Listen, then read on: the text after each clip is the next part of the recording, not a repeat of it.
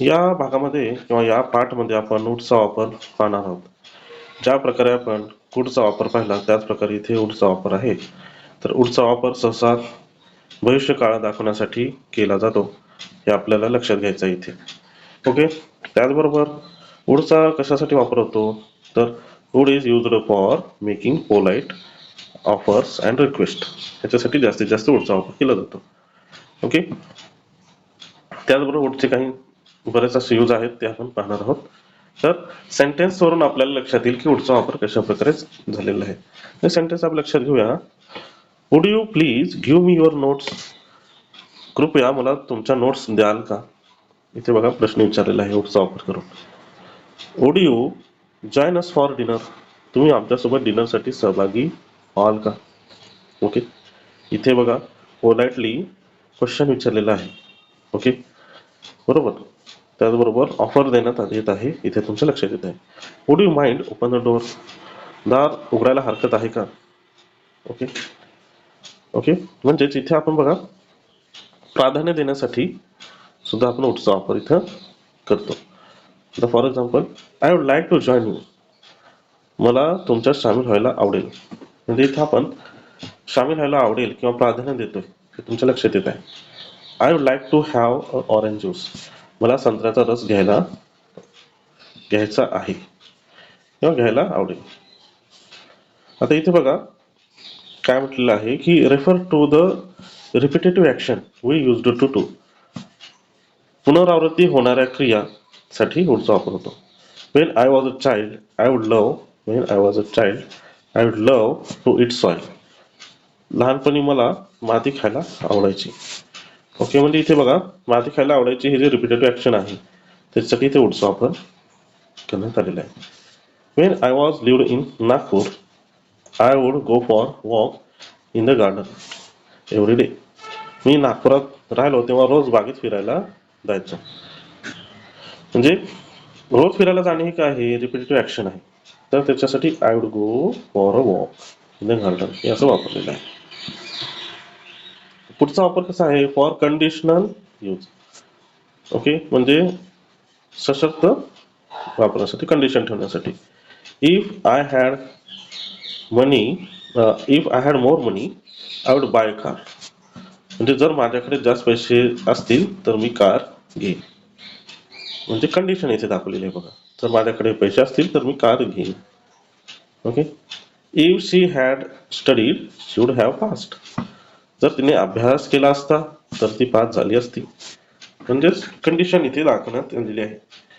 म्हणजे पुढचा वापर कशा प्रकारे होतोय हे तुमच्या लक्षात येत आहे. हे परत एकदा तुम्ही समजून घ्या, म्हणजेच तुम्हाला आणखी पुढचा वापर हा क्लिअर होईल. पुढे बघा आता काही सेंटेन्स लक्षात घेऊ आपण. You would work hard daily. The boys would go there daily. मुले रोज तिथे जायची. Shyam would know Krishna. श्याम कृष्णाला ओळखत असे. You would do this work. हे काम तू करशील. You would take exercise. तुम्ही व्यायाम करा. Okay. He would take medicine. तो औषध घेत असे. Children would go to school daily. मुलं रोज शाळेत जायची. She would like you. ती तुला आवडेल. You would meet him. तू त्याला भेटशील. The boys would learn English there. मुले तिथे इंग्रजी शिकतील किंवा शिकायची. अशा अर्थाने इथे आपण घेतलेलं आहे. त्याचे निगेटिव्ह सेंटेन्स कसे होतात बघा नोट्सचे. तर आधी सब्जेक्ट, त्याच्यानंतर would, not, V one, object किंवा remaining part of sentence. You would not work hard daily. तू रोज मेहनत करणार नाही. The boys would not go there daily. मुलं रोज तिकडे जात नसत. Shyam would not know the Krishna. Shyam कृष्णाला ओळखणार नाही. तुमच्या लक्षात येत असेल की वाक्यानुसार थोडे अर्थ बदलत आहेत.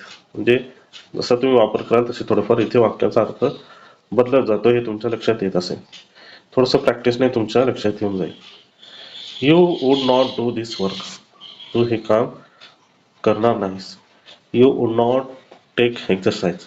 तुम्ही व्यायाम करणार नाही. He would not take medicine, तो औषधे घेत नसे.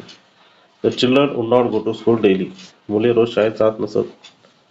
शी वुड नॉट लाईक यू, ती तुला आवडणार नाही. She would not meet him, तू त्याला भेटणार नाहीस. The boys would not learn English there, तिथे मुलं इंग्रजी शिकत नसत. ओके, तिथे क्वेश्चन्स कसे तयार झाले लक्षात घ्या. Would they work hard daily, ते दररोज कठोर परिश्रम करतील का. Would the boys go there daily, मुलं रोज तिथे जायची का. वुड श्याम नोज कृष्णा, श्याम कृष्णाला ओळखेल का. Would they do this work, ते हे काम करतील का. वुड ते टेक एक्सरसाइज, ते व्यायाम करतील का. Would he not take medicine, तो औषध घेणार नाही का. Would the children not go to school daily, मुलं रोज शाळेत जाणार नाहीत का. Would she not like you, तुला आवडणार नाही का. Would the children not meet him, मुले त्याला भेटणार नाहीत का. Would the boys not learn English there, तिथे मुलं इंग्रजी शिकणार नाहीत का. म्हणजे अशा प्रकारे इथे आपण क्वेश्चन्स कसे होतात ते इथं पाहिलेलं आहे. ओके, त्याचबरोबर वुडचा यूज करून WH क्वेश्चन्स कसे तयार होतात ते थोडंसं आपण इथे पाहूया. जसं की वेन, वाय, हाऊ याचा वापर करून आपण क्वेश्चन बनवायचा. फॉर्म्युला काय, WH questions would subject not V1 आणि remaining part of sentence. How would you work hard daily, तुम्ही रोज कष्ट कसे कराल. Why would the boys go there daily, मुलं रोज तिथे का जातील. How would Shyam know Krishna, श्यामने कृष्णाला कसे ओळखले असेल.